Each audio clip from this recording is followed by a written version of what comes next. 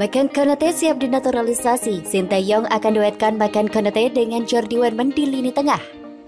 Bintang anyar Persija Jakarta, Makan Konate, tidak menutup peluang dinaturalisasi menjadi warga negara Indonesia. Dirinya pun terbuka bila memang kesempatan itu datang kelak.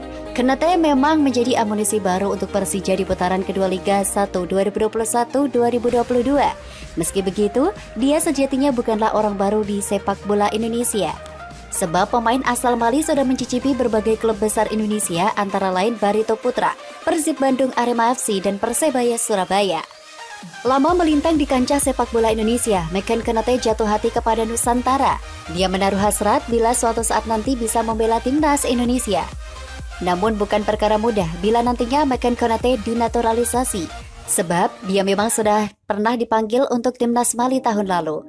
Adapun Konate dipanggil Mali pada 2021 menjelang laga kontra Aljazair, Kongo, dan Tunisia tapi belum sempat tampil. Jika benar, tentu kans memperkuat timnas Indonesia masih ada.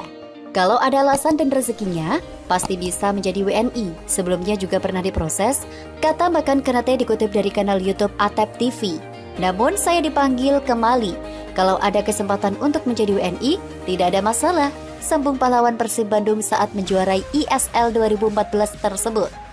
Selain malang melintang di Indonesia, Konate sempat bermain di Liga Malaysia bersama Terengganu FC. Dia menilai sepak bola kedua negara tidak terlalu jauh berbeda. Liga Malaysia sama Liga Indonesia sama, tak jauh berbeda. Di Indonesia supporter banyak, semua stadion penuh, supporter fanatik, terang Makan Konate.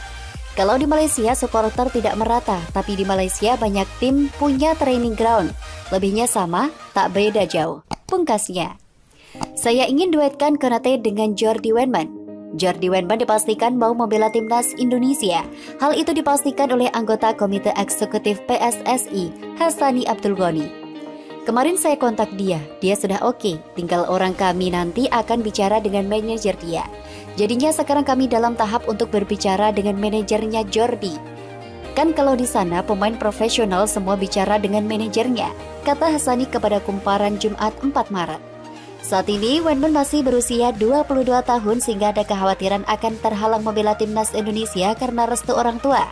Kondisi itu pula yang dialami Mes Hilgers dan Kevin Dix hingga akhir PSSI memutuskan untuk menyetop proses naturalisasinya. Namun Hassani yakin Weman tidak akan mengalami hal serupa Mes Hilgers dan Kevin Dix. Sebab sang gelandang tengah kini telah berani main di luar Belanda sehingga situasinya dinilai berbeda dengan Hilgers dan Dix.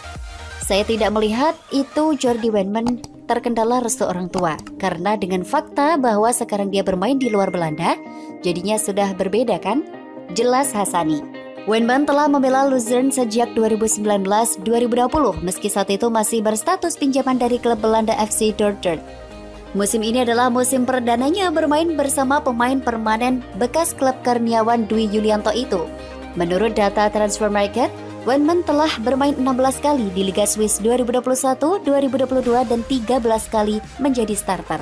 Pemain 22 tahun ini tak pernah absen di 15 laga perdana kecuali 2 laga pertama karena cedera. Weman juga akrab dengan posisi gelandang tengah dan bertahan sejak awal-awal karir profesionalnya hingga kini.